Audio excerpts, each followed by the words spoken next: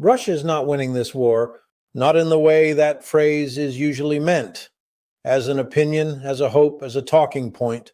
I mean it as a military assessment grounded in observable evidence, doctrinal logic, and a pattern of structural failure that is no longer ambiguous.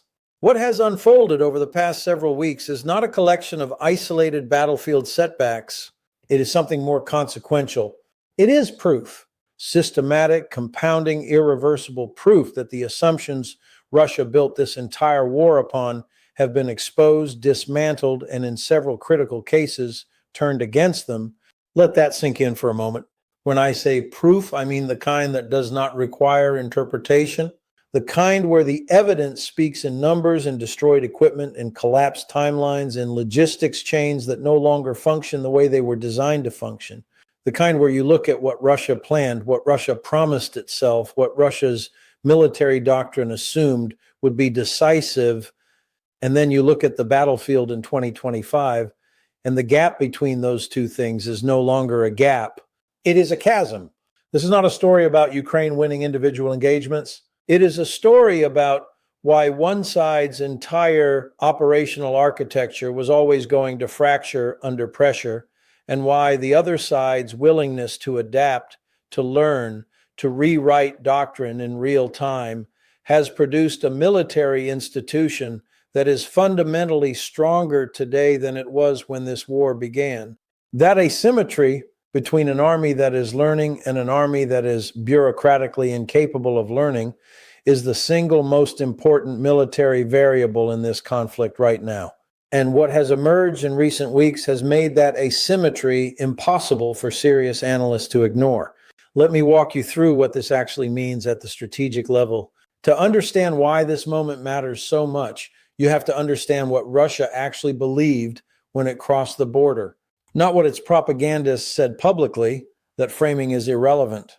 I'm talking about what Russian military planners assumed at the operational level, what their doctrine told them, what their exercise had validated, what their senior commanders had built their careers believing was true about modern combined arms warfare. The first assumption was speed. Russia's operational concept in the early phase was built on the premise that shock and the psychological collapse of Ukrainian command would achieve strategic decision before Ukrainian resistance could cohere. This is not guesswork. It is visible in the force packaging, in the logistics trains that were prepared for days rather than weeks, in the absence of follow-on supply infrastructure that any serious long-duration campaign would require. Russia didn't plan for a long war because Russia's doctrine told it a long war would not be necessary. The second assumption was firepower dominance. Russian doctrine, going back through its Soviet lineage, placed enormous institutional weight on massed artillery, on suppression through volume, on the belief that if you generate enough steel on a given piece of terrain, you own that terrain. Russian military culture was shaped around this. Their officer corps was trained around this. Their procurement priorities for the past 2 decades reflected this. Artillery was the answer. Artillery at scale was the final answer. The third assumption was that Ukrainian adaptation would be slow, bureaucratic, and ultimately derivative, that Ukraine would attempt to fight a Russian-style war with inferior Russian-style equipment and lose on Russian terms. This assumption was perhaps the most catastrophic of all because it prevented Russia from ever accurately modeling what it was actually fighting. Russia, prepared to fight the Ukrainian army it had studied, it was not prepared to fight the Ukrainian army that actually showed up. What happened next changes everything. The first 18 months of this war produced clear evidence that those 3 assumptions were wrong. Not partially wrong, categorically wrong. But here is what separates a military institution with learning capacity from one without it. An institution that can learn will update its assumptions under fire, reorganize around new doctrinal realities, and adapt its operational approach before the cost of the original error becomes irreversible. Russia did not do this. And the evidence from 2024 into 2025 is not that Russia has corrected its fundamental failures. It is that those failures are now compounding. Let me give you a specific framework for understanding that compounding. There are four categories where Russian failure has moved from acute to structural, and each category reinforces the others in ways that make recovery progressively harder. The first is manpower quality degradation. Russia has spent down its professional military corps in a way that cannot be rapidly rebuilt. The units that existed in February 2022 with institutional knowledge, trained sergeants, experienced company commanders, those units were consumed in the first year and a half. What replaced them was mobilized manpower that received abbreviated training and was inserted into a combat environment of extraordinary complexity. When you lose your professional backbone and replace it with inadequately trained replacements, you do not just lose capability in a linear way. You lose the transmission mechanism for doctrine. Junior leaders cannot teach what they were never taught. The institutional memory of combined arms coordination does not survive when the carriers of that memory are dead or wounded. The second category is the artillery consumption problem. Russia's firepower advantage was always partially an illusion, but it had real weight. That weight is now diminishing. Barrel wear, ammunition, expenditure rates that outpace production, even with imported rounds, the destruction of self-propelled artillery systems at a rate that has forced Russia to pull stored Soviet-era pieces out of long-term preservation. These are not marginal adjustments. They represent a structural shift in Russia's ability to maintain the volume of fires that its doctrine requires. And here is the compounding mechanism. As artillery volume decreases, Russian infantry becomes more exposed. As infantry becomes more exposed, infantry casualties rise.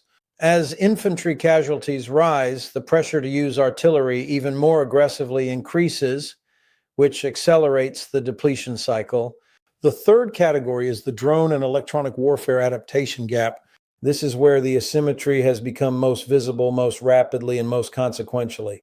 Ukraine has built a domestic drone production capability that did not meaningfully exist 3 years ago. It has developed first-person view drone tactics that have changed the geometry of infantry combat at the platoon and company level. It has integrated commercial drone technology with military targeting networks in ways that the Russian military, with its centralized hierarchical command structure, has been structurally unable to replicate at speed. Russia has not been sitting still. It has developed its own drone programs, its own electronic warfare enhancements, but the adaptation speed differential has consistently favored Ukraine, and in asymmetric warfare, adaptation speed is often more decisive than raw capability. The fourth category, and in many ways the most strategically significant, is the deep strike capability shift. Pull the lens back. What Ukraine has done to Russian territory and Russian infrastructure over the past 12 months represents a doctrinal revolution that mainstream commentary has systematically undervalued. When analysts talk about deep strikes, they tend to focus on individual targets, this refinery, that ammunition depot, this airfield, and those individual strikes are significant. But that framing misses the larger pattern. The real question is not what individual targets Ukraine has hit. The real question is what Russia's strategic depth and its rear area, its industrial base, its military support infrastructure now means as a concept. Russian military doctrine has always treated strategic depth as an asset. It is embedded in the Russian military mind going back centuries. The idea that geography, sheer distance from the front, provides protection, that an adversary cannot reach your logistics, your production, your command infrastructure, has been operationally decisive in Russian strategic thinking from the Napoleonic period through the Second World War. It informed how Russia postured its forces. It informed where Russia located its critical infrastructure. It informed the assumption that even in a war with Ukraine, Russian territory itself would remain a sanctuary. That assumption is now gone, and it is not coming back.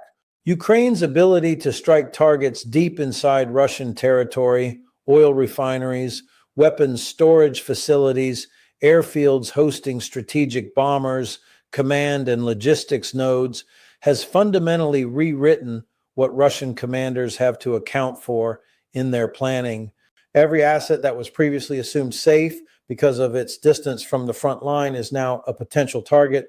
Every logistics hub that was previously a reliable throughput node is now something that has to be hardened, dispersed, or accepted as a vulnerability. The psychological and operational weight of that shift cannot be overstated. Let me be direct about what this means for Russian operational planning. When you can no longer treat your rear area as a sanctuary, you face a compounding resource allocation problem. You must now dedicate air defense assets, security forces, and hardening resources to locations that previously required none of those things. Those resources come from somewhere. They come from the front. They come from the offensive operations you were trying to sustain. The cost of defending your depth is paid at the point of contact, which is precisely where you can least afford to pay it. And it gets even more serious from here. The industrial dimension of this war has moved to center stage in 2025, and Russia's position in that dimension is considerably weaker than its public posture suggests. Let me walk through what the actual evidence shows. Russia shifted its economy toward war production in 2022 and 2023 in a way that produced real, measurable output increases in certain categories. Artillery shells, certain missile types, armored vehicle production, these numbers went up. Western analysts who were skeptical of Russia's ability to sustain high-tempo operations underestimated that industrial pivot in the short term. I will acknowledge that directly because intellectual honesty matters more than narrative consistency. But here is what the 12 to 18-month view now shows. Russia's industrial base has significant structural vulnerabilities that short-term production surges cannot resolve. The first is the component dependency problem. Russian weapons production in multiple categories relies on imported or domestically unavailable components, semiconductors, precision manufacturing inputs, specialized materials that sanctions have made increasingly difficult to source. The workarounds are real but expensive, slow, and in many cases technically inferior. You can buy certain components through third countries. You cannot buy the industrial ecosystem that produces them efficiently and at scale. The second industrial vulnerability is workforce quality. Russia's defense industrial base is competing for technical labor in an economy that has simultaneously experienced significant emigration of skilled workers, particularly in engineering and technology disciplines, and is also consuming the same demographic cohort for military manpower. You cannot simultaneously draft your engineers and expect your weapons production to maintain quality. This is not a theoretical concern. There are documented cases of quality control failures in Russian munitions production that are attributable, at least in part, to workforce degradation. The third vulnerability, and in some ways the most strategically revealing, is the financial sustainability question. Russia is spending at a rate that requires either elevated energy revenues or increasing fiscal strain. The combination of sanctions, the price cap on Russian oil, Ukraine's ongoing targeting of Russian energy infrastructure, and the structural costs of a prolonged high-intensity conflict has compressed the fiscal space available for war spending. Russia is not on the edge of fiscal collapse, and that claim would be analytically irresponsible. But the trajectory matters. The margin is shrinking, not growing, and the tools available to reverse that trajectory are fewer than they were 18 months ago. Now contrast this with Ukraine's position. Ukraine's defense industrial base, starting from a much lower absolute level, has undergone a transformation that most Western commentary has failed to adequately capture. Domestic drone production, as I referenced earlier, has scaled dramatically. Domestic artillery shell production is increasing. Western investment in Ukrainian manufacturing capacity, both through direct transfers and through joint ventures and licensing arrangements, is building a defense industrial base that will be more capable in 2026 than it is today. That trajectory runs in exactly the opposite direction from Russia's. The question was never whether Ukraine could match Russia unit for unit in legacy industrial categories. That question was always a losing frame. The real question was whether Ukraine could build sufficient capacity in the categories that matter most for the way this war is actually being fought: drones, electronic warfare, precision fires, mobile combined arms, while simultaneously constraining Russia's ability to sustain the legacy capabilities that were supposed to be decisive. The answer to that question, based on current evidence, is yes. Now, let me bring this to the operational reality of the past several weeks, because this is where the pattern becomes impossible to dismiss. What Ukraine has executed in this period is not a single dramatic operation. It is something more strategically revealing, a sustained multi-domain pressure campaign that is simultaneously degrading Russian capability at the tactical, operational, and strategic levels. When you see that kind of multi-domain coherence from a military that was widely assessed as too inexperienced to execute it in 2022, you are not watching a lucky streak.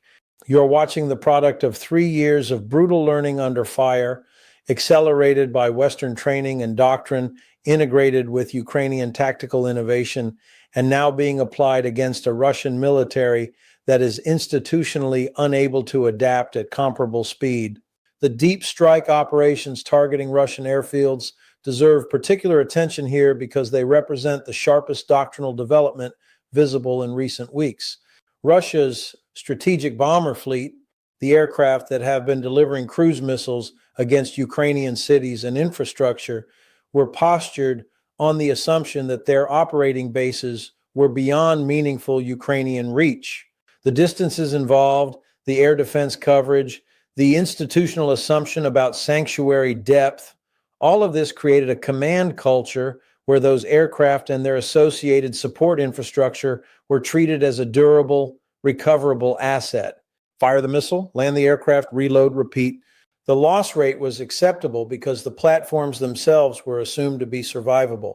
That assumption has now been directly challenged in ways that have forced Russian command to make extraordinarily difficult decisions.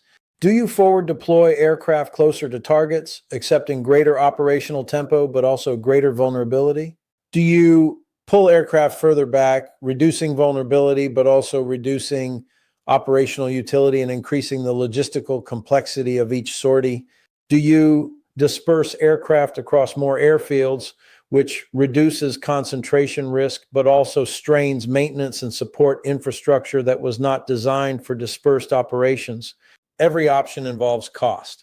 Every option degrades something. And the fact that Russia is now being forced to make those trade-offs at all is itself evidence of a doctrinal shift in the geometry of the war that Russia's original planning never envisioned. What this means for the broader campaign is significant. Russia's ability to deliver sustained, voluminous cruise missile strikes against Ukrainian infrastructure, which has been one of its primary tools for generating civilian pressure and degrading Ukraine's energy and industrial capacity, is being progressively constrained not just by Ukrainian air defense performance, which has improved substantially, but now also by the growing risk to the platforms themselves.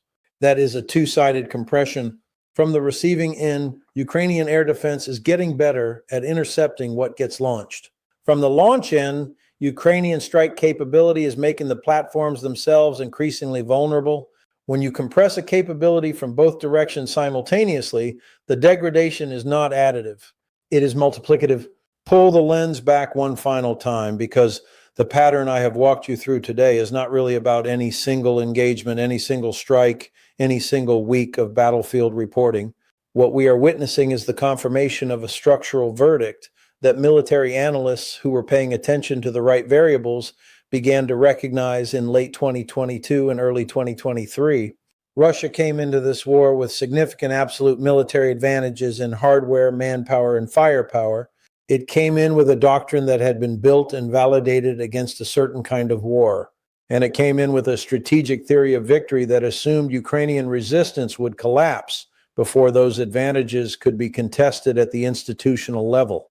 None of those advantages proved decisive, not because Russian soldiers lack courage, not because Russian industry lacks capability, but because military advantage in modern warfare is not primarily about what you have on the day the war starts. It is about your institutional capacity to adapt faster than your adversary under the pressure of continuous high-intensity combat. It is about whether your command culture enables learning or suppresses it.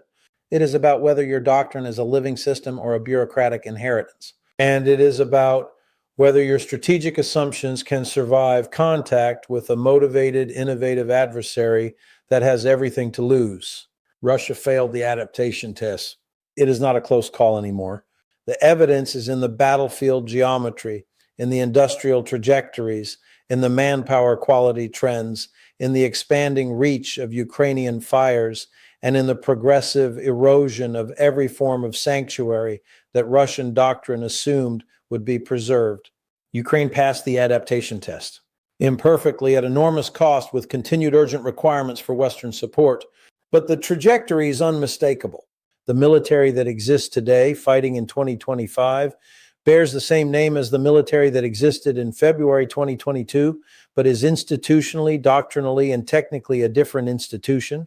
That transformation under fire, under siege, under conditions of resource constraint that would have broken many armies is one of the most significant feats of military institutional development I have seen in my career.